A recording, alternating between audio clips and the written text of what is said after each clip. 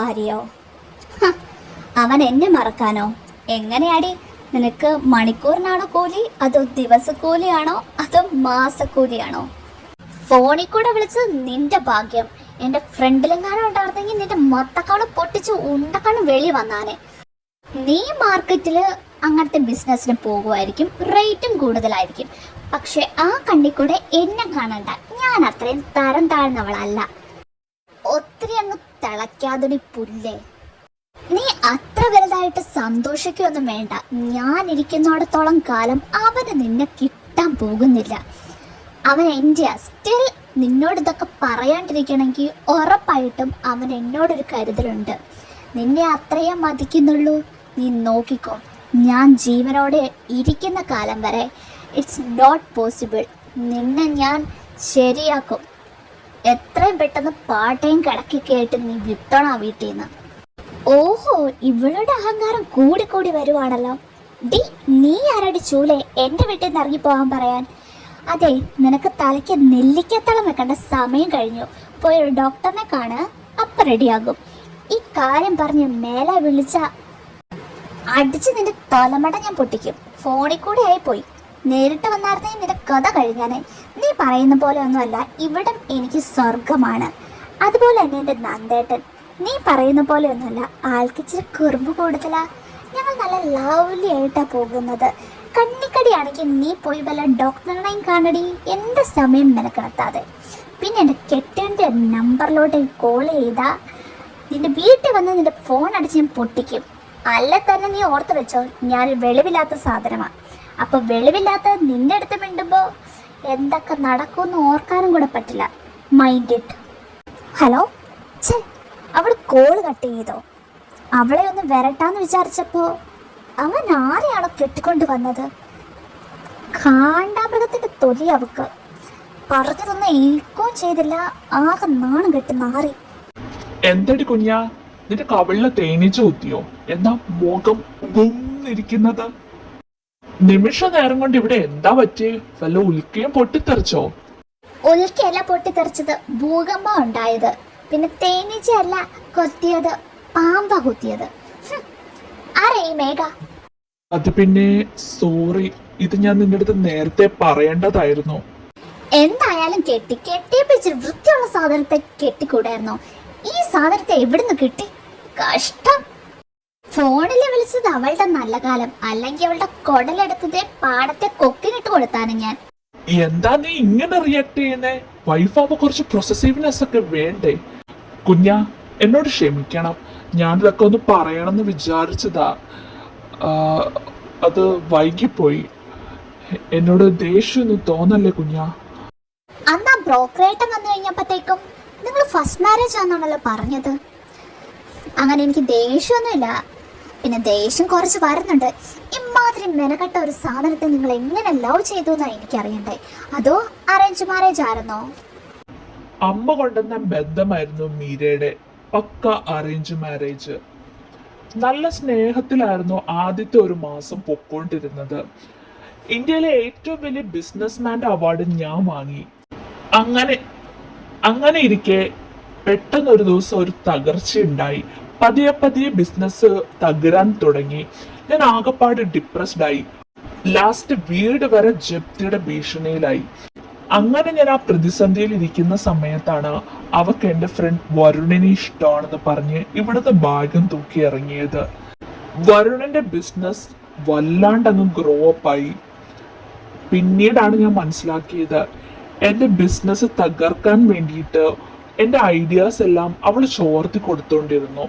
വരുൺ എൻ്റെ ബെസ്റ്റ് ഫ്രണ്ടായിരുന്നു. അവനെ ഞാൻ ഒരുപാട് കാര്യത്തിന് ഹെൽപ്പ് ചെയ്തിട്ടുണ്ട്.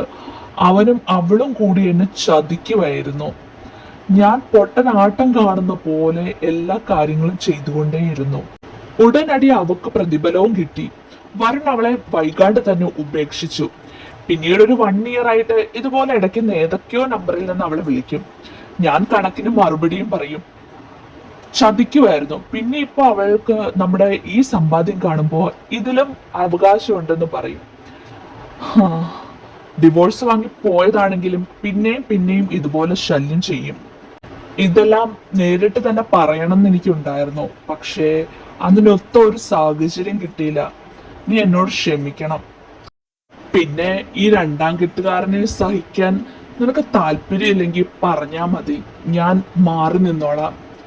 എന്തായാലും നീ പഠിപ്പിന് ഇമ്പോർട്ടൻസ് കൊടുക്കണം. നിന്റെ എല്ലാ കാര്യത്തിനും ഞാൻ സപ്പോർട്ടായിരിക്കും. இப்படி எதுவும் ஃபீல் பண்ணாத புருஷா. நான் என்னமோ நினைச்சேன் കോളേജ് ലവ് അപ്പടി ഇപ്പടി. ഹോ, അതൊന്നും ഇല്ല. സമാധാനം. ഇനി അവളെ വിളിച്ച എനിക്ക് തന്നാൽ മതി, ഞാൻ തീർത്തം കൊടുത്തേക്കാം എന്ന് ഞാൻ കണക്കിന് കൊടുത്തിട്ടുണ്ട്. അതെ, പിന്നെ എന്തായാലും നമ്മുടെ ലൈഫ് ഇങ്ങനെയൊക്കെയായി. എൻ്റെ പുറകോട്ടുള്ള ലൈഫ് നോക്കുവാണെങ്കിൽ ദുരന്തം മാത്രമേ ഉള്ളൂ. ഇവിടെ വന്നേ പിന്നെയാണ് സമാധാനം കിട്ടിയത്. ആക്ച്വലി ആ നന്ദേട്ടൻ എന്നോട് ഇഷ്ടമൊക്കെ ഇല്ലേ, നമുക്കങ്ങ് തട്ടിയും മുട്ടിയും അങ്ങ് പോകാന്നേ. പിന്നെ അവള് വിളിച്ച കറക്റ്റായിട്ട് എൻ്റെ കൈ കൊണ്ടെന്ന് വന്നാൽ മതി എന്ന് ഞാൻ കണക്കിന് കൊടുത്തിട്ടുണ്ട്. ഇനി എന്തേലും വിളിച്ച് ശല്യപ്പെടുത്തുവാണെങ്കിൽ ബാക്കിയുള്ള മറുപടി ഞാൻ കൊടുത്തോളാം. ഓക്കെ. പിന്നെ പ്രോസസീവ്നെസ് ഒന്നും ഇല്ലാന്ന് കരുതണ്ട. ആ സെക്രട്ടറി ഇല്ലേ, 1 കിലോമീറ്റർ അകലെ നിന്ന് സംസാരിച്ചാൽ മതി. അതും ഫുൾ 32 പല്ല് കാണിച്ച് ചിരിക്കേണ്ട, ഒരു 10ഓ 15ഓ പല്ലോ കാണിച്ച് ചിരിച്ചോ. പിന്നെ എനിക്കിന്നത്ര ദഹിച്ചൊന്നും ഇല്ല, പറഞ്ഞേക്കാം. ദ പ്യുവർ റിയൽ ലവ് അറിയുന്നത് എന്റെ കുഞ്ഞ് വന്നപ്പോഴാ. ഇന്ന് വന്നേ, എന്റെ കുഞ്ഞിനെ ഒന്ന് നോക്കട്ടെ.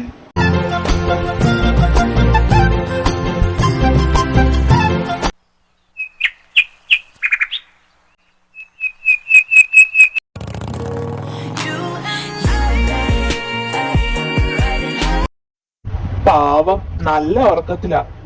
ഇനി എന്തായാലും ബിസിനസ് ട്രിപ്പ് പോണ കാര്യം പറഞ്ഞ് ആളെ ആകമാനം വിഷമിപ്പിക്കേണ്ട. കുഞ്ഞൻ നന്നായിട്ട് കിടക്കട്ടെ.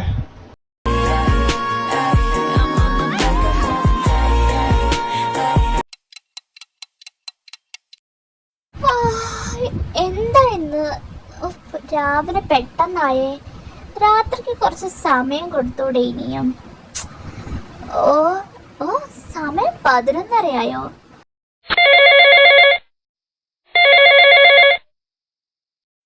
ഇതാരുടെ ഫോണാ? നന്ദേട്ടനാണല്ലോ വിളിക്കുന്നേ. ദേവേട്ടൻ ചക്രമത്തെ ഗുഡ് മോർണിംഗ്.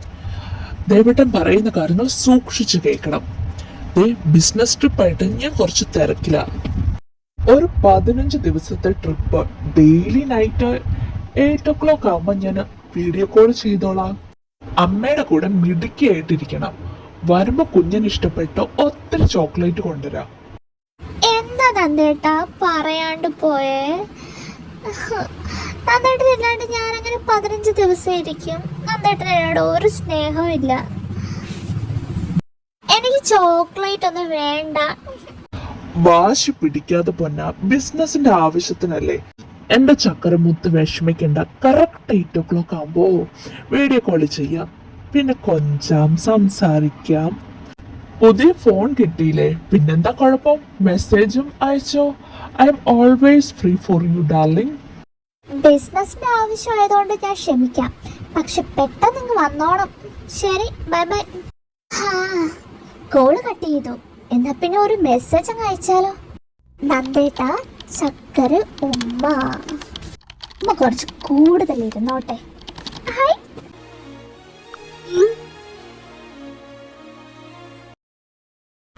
വൈകുന്നേരം നേരിട്ട് ഉമ്മ തരാം എന്റെ കുഞ്ഞു വൈഫി. സീൻ ചെയ്തിട്ട് റിപ്ലൈ ഒന്നും വരുന്നില്ലല്ലോ. വന്നു. അശ്ശോ, നാണം വരുന്നു എനിക്ക്.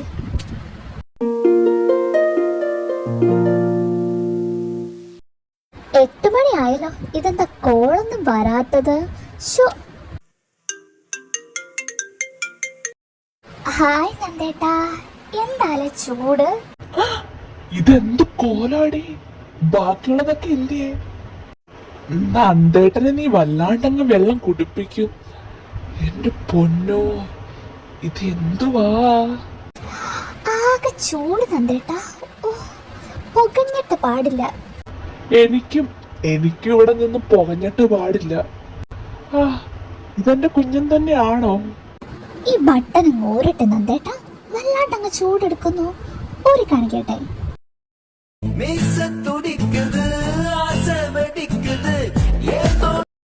അയ്യടാ, മതി ആർമിക്കുട്ടീസ് റൊമാൻസ് കണ്ടത്, പോയി കിടന്ന് ഉറങ്ങാൻ നോക്ക്. അടുത്ത എപ്പിസോഡ് പെട്ടെന്ന് വരുന്നതായിരിക്കും. Thank you for watching. Love you all.